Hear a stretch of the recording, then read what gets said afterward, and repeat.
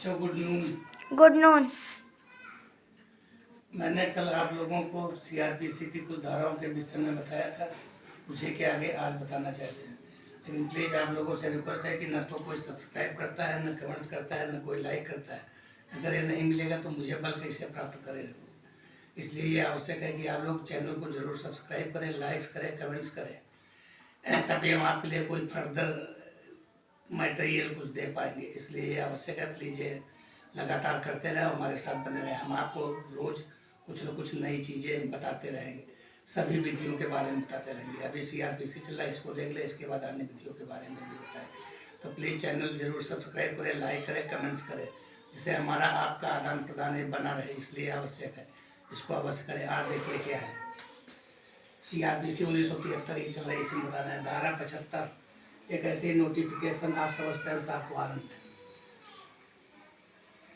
जो वारंट का सबस्टेंस है उसकी सूचना कैसे, अगर ये वारंट की विषय वस्तु ये अभियुक्त का अधिकार भी होता है कि कभी कोई पुलिस वाला वारंट लेकर आता है तो वो उससे पूछ सकता है कि उसे किस मामले में गिरफ्तार किया जा रहा है, क्या उसके ऊपर आरोप लगाया गया है। और अगर वो अपेक्षा करता है तो उसे पुलिस अधिकारी को या अन्य व्यक्ति को जो वारंट लेकर आया है उसे अभियुक्त को दिखाना भी पड़ेगा। ये धारा 75 कहती है सीआरपीसी कि अभियुक्त को यदि अपेक्षा करता है तो वारंट दिखाना पड़ेगा, और पुलिस अधिकारी या अन्य व्यक्ति को जो वारंट लेकर आया है बताना भी पड़ेगा कि उसके ऊपर किन धाराओं में क्या आरोप लगाया गया है। अपेक्षा करता है तो दिखाना भी पड़ेगा, ये धारा 75 कहती है। और धारा 82 कहती है प्रोक्लेमेशन फॉर पर्सन स्टैंडिंग। यदि कोई व्यक्ति फरार हो गया तो उसके लिए उद्घोषणा धारा 82 में जारी की जाती है। उद्घोषणा जारी करने का अपना एक नियम है, ऐसे ही जारी नहीं होती। जब अभियुक्त तो कोई फरार हो गया है, मिल नहीं रहा है, पुलिस द्वारा या अन्य व्यक्ति द्वारा वारंट तामील का पूरा प्रयास किया जा रहा है और न्यायालय को यह समाधान करा दिया जाता है कि ऐसा व्यक्ति जल्दी से प्राप्त होने वाला नहीं है, वह किसी भी प्रकार से मिलने वाला नहीं है, और न्यायालय में यह बात न्यायालय को समाधान करा दी जाती है पुलिस अधिकारियों द्वारा या किसी व्यक्ति द्वारा जिसके द्वारा वारंट तामील किया जाना है। तब न्यायालय ऐसे अभियुक्त व्यक्ति के विरुद्ध फरार की घोषणा करता है। जो फरार, जिसमें न्यायालय यह आदेश करता है कि ऐसे व्यक्ति के फरार होने के 30 दिन के अंदर वो न्यायालय में उपस्थित हो जाए, और ऐसी घोषणा वो जहां अभियुक्त निवास करता है वहां साझेदार से भाग पर लगाई जाती है। इसका उद्घोषणा का तात्पर्य क्या होता है? उद्घोषणा का केवल तात्पर्य इतना है कि अभियुक्त व्यक्ति को पूरी तरह से जानकारी हो जाए कि उसके खिलाफ फरार होने की उद्घोषणा न्यायालय द्वारा जारी कर दी गई है, ताकि वो न्यायालय में समय से उपस्थित हो सके और अपनी कार्यवाही न्यायालय में आगे बढ़ा सके। बस केवल इसका मात्र इतना उद्देश्य है। इसलिए फरार होने की उद्घोषणा की जाती है। उद्घोषणा में उसे पब्लिकेशन की डेट से 30 दिन का समय दिया जाता है कि वो 30 दिन के अंदर न्यायालय में नियत समय स्थान पर हाजिर हो जाए। तो जहाँ ऐसा अभियुक्त कारोबार करता है या निवास करता है या अन्य कोई कार्य करता है तो वहाँ उसके साझेदार से भाग पर इसे चस्पा कर दिया जाता है फरार होने की उद्घोषणा को। और यही नहीं, एक प्रति इसकी न्यायालय के साझेदार से भाग पर भी चस्पा की जाती है कि अभियुक्त यदि जहाँ निवास करता है वहाँ न देख पाए तो कम से कम न्यायालय के मेन गेट पर जहाँ इसे चस्पा किया गया साझेदार से भाग पर, साझेदार से भाग का मतलब है जहाँ पर आसानी से उसे देखा जा सके, वहाँ पर आके देख सकता है कि उसके विरुद्ध किन धाराओं में कौन सा आरोप लगाया गया है और उसको कितने बजे किस तारीख को किस न्यायालय में उपस्थित होना है। इसीलिए उसके निवास स्थान पर भी साझेदार से भाग पर लगाई जाती है। जहाँ वो मामूली कारोबार करता है उसके भी साझेदार से भाग पर लगाई जाती है। न्यायालय के मुख्य द्वार पर साझेदार से भाग पर लगाई जाती है, ताकि अभियुक्त को कोई परेशानी न हो, अपने विरुद्ध तैयारी कर सके और न्यायालय में समय से हाजिर हो सके। और इसका संचालन जहाँ अभियुक्त निवास करता है वहाँ पर किसी दैनिक समाचार पत्र में प्रकाशित करके भी, जहाँ वो रहता है वहाँ पढ़ा जाता हो, उस दैनिक समाचार पत्र में प्रकाशित करके भी इसको कर सकता है। इस तरह से इसको करने के बाद न्यायालय के पास और भी रास्ते हैं। कभी भी पुलिस अधिकारियों द्वारा यह समाधान करा दिया जाता है कि अभियुक्त न्यायालय की क्षेत्राधिकार से अपनी संपत्ति को पूर्ण रूप से या उसके किसी भाग को हटाने वाला है या स्वयं को हटाने वाला, स्वयं भाग जाने वाला अर्थात फरार होने वाला, तो न्यायालय इसके साथ ही उसकी संपत्ति को जब्त करने के लिए धारा 82 के साथ ही 83 की उसकी प्रॉपर्टी को अटैच अर्थात कुर्क करने के लिए भी 82 के साथ ही 83 भी जारी कर सकता है। कि नहीं ऐसे अभियुक्त की कुर्की कर ली जाए। क्यों? वो अपनी संपत्ति को ऐसे न्यायालय के क्षेत्राधिकार से हटाने वाला है, भागता है या पूर्णता।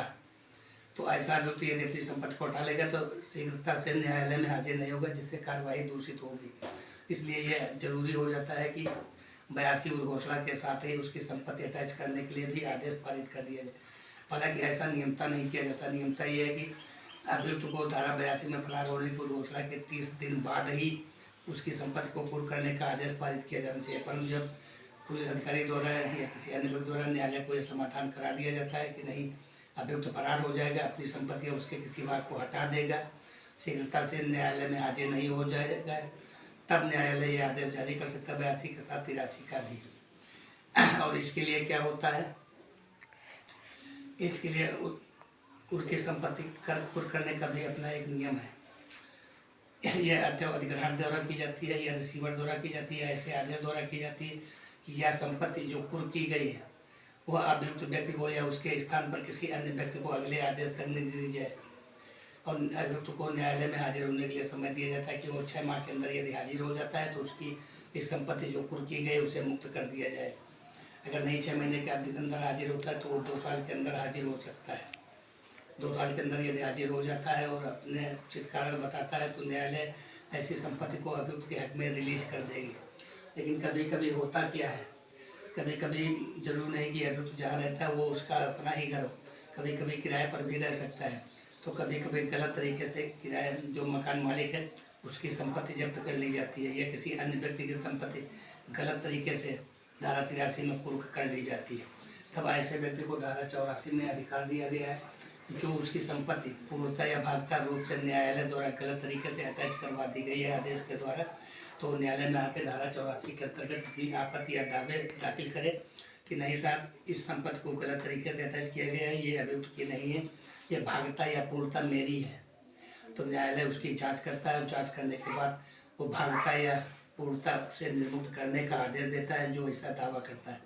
और जब न्यायालय को यह प्रतीत होता है कि नहीं, या इस संपत्ति का पूर्णता या भागता कोई भी भाग ऐसे व्यक्ति का जिसने आवेदन किया लेने के लिए उसके पक्ष में रिलीज नहीं की जा सकती, तो वो उसका आवेदन खारिज कर देगा।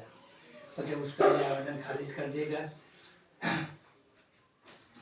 तो ये धारा 85 आती है, release sale and restoration of property attached. तो धारा 85 में उसके दावे को मंजूर करता है। भागता या पूर्णता जिसने ऐसा आवेदन किया कि साहब संपत्ति मेरी है, मुझको दे दी जाए, इसमें अभियुक्त की कोई संपत्ति इन्वॉल्व नहीं है, तो वो संपत्ति या तो रिलीज कर दी जाती है उस व्यक्ति के हक में, या उसका विक्रय कर दिया जाता है, या उसका रेस्टोरेशन उसे दे दिया जाता है। और जब न्यायालय ऐसे आवेदन को नामंजूर कर दिया जाता है, पीड़ित व्यक्ति समझता है नहीं मेरे साथ इनजस्टिस हो रहा, अन्याय हो रहा, तो वो उसके खिलाफ धारा 86 में अपील कर सकता है। अपील उसी न्यायालय में होगी जिसके न्यायालय में साधारणतः ऐसे न्यायालय के आदेश के विरुद्ध अपील की जाती। कोई विशेष न्यायालय नहीं होता, सामान्यतः ही न्यायालय होता है।